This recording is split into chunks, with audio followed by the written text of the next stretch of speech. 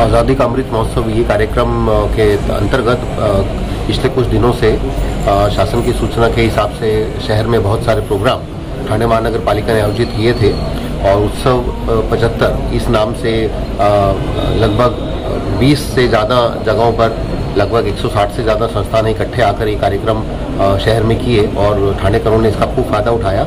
इसकी मुझे बहुत प्रसन्नता है। तो इस फेज़ का जो सेलिब्रेशन था उसका आज कंक्लूजन सामूहिक राष्ट्रगीत से आज यहाँ हुआ है महानगर पालिका में। इस सामूहिक राष्ट्रगीत कार्यक्रम में महानगर पालिका के सब अधिकारी कर्मचारी उपस्थित थे। इस पूरे अमृत महोत्सव के सेलिब्रेशन में PRO श्री मांजरेकर और उनकी टीम और हमारे जो फोटोग्राफर हैं संतोष जी, उनका मैं हार्दिक आभारी हूँ।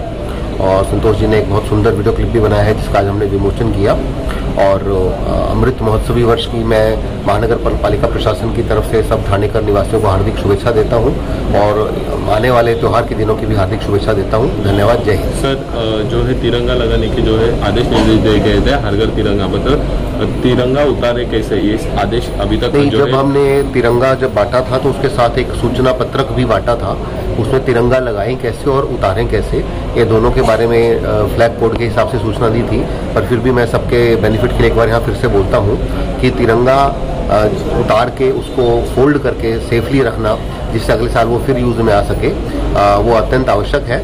और इसके लिए उसको कहीं भी उतार के इधर उधर फेंकना वो राष्ट्रीय ध्वज की अवमानना हो जाएगी, इसलिए ऐसा कुछ ना करें, उसको संभाल के रखें जिससे अगले साल फिर से वो काम आए। धन्यवाद।